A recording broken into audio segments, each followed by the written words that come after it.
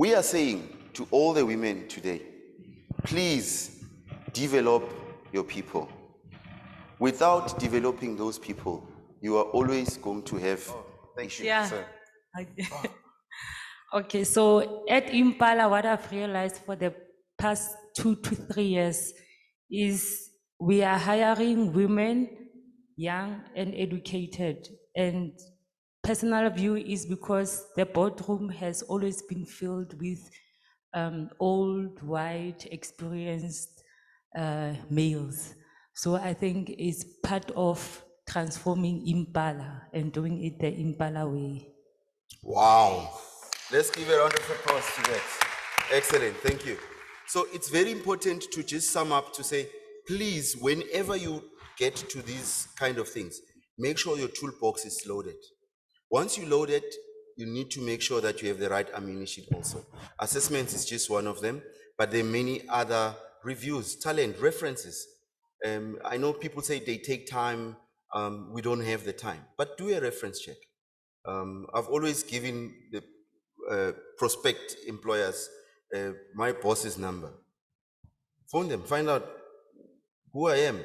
And I always give them the behavioral part in terms of saying, this is who I am, because they need to know. Because at some stage you need to have some integrity to say, if this organization values doesn't fit my values also, then we part ways amicably.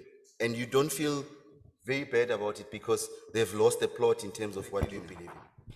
Thank you, Chair. Maybe let me start with why we hire so that I can say why we don't hire. Thank you. So when we hire, we're actually looking for talent. And when you look for talent, it comes with quite a lot of things. For instance, the attitude, the attributes, the traits, the competency, the skills, and you want somebody that is going to fit in with the culture. For instance, if I can take, for instance, currently in Sasol, we are busy with our transformation journey. And we are hiring, as I'm speaking to you now, VP operations. Before we hire them, we look at the assessments first so that we can see whether do they have the traits, the attributes, are they gonna pursue the course of the company or the organization?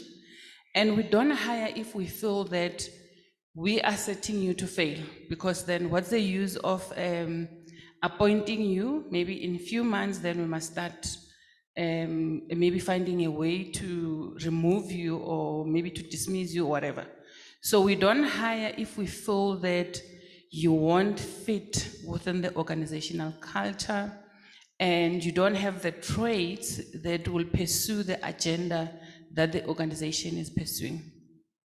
Wow. Excellent. Thank you. Thank you very much, Dina.